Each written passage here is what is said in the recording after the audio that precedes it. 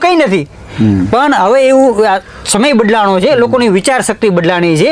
આપણે ગુજરાત સરકાર પાસે અને સમાજ માટે પણ આશા રાખીએ કે આ મુદ્દા પર થોડું પોઝિટિવ વિચારે. દારૂને તમે ફક્ત દારૂ સાથે ના જોડો, એની સાથે જે ટુરિઝમનો વિકાસ થવા જઈ રહ્યો છે, લોકોની હેલ્થ સાથે જે ચેડા થઈ રહ્યા છે એ બંધ થાય, ગુજરાતનો વિકાસ, ગુજરાત સરકારની કેટલી મોટી આવક થાય. હમણાં સુરેન્દ્રનગરના એસપી ડેલુએ 650 લોકોનું લિસ્ટ બહાર પાડ્યું કે 650 લોકો જે લોકો દારૂ વેચે છે એવું લિસ્ટ પાડ્યું. હવે તમે વિચાર કરો, એક જ જિલ્લામાં 650 લોકોનું લિસ્ટ બહાર પાડે છે તો પીવાવાળા કેટલા હશે?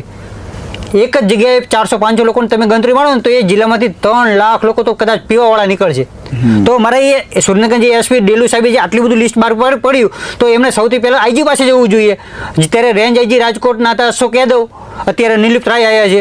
આઈજી પાસે જઈને ડીજીપી પાસે જવું જોઈએ કે સાહેબ આ મુદ્દા પર આટલા બધા લોકોનું લિસ્ટ શું કરવું જોઈએ. તો એમને સરકારને વિનંતી કરવી જોઈએ કે આ મુદ્દાનું બીજું કંઈ સોલ્યુશન લાવો કે આટલા બધા લોકો પીવાવાળા છે અને લોકો વેચી રહ્યા છે તો એનો કંઈક પરમિટનો કંઈક નિયમ આસન કરીએ. એટલે આમાં પોલીસ તંત્રનો પણ રોલ મહત્વનો છે. એમને પણ આ મુદ્દાને થોડું પોઝિટિવ વિચારવું જોઈએ. આજે તમે નહીં માનો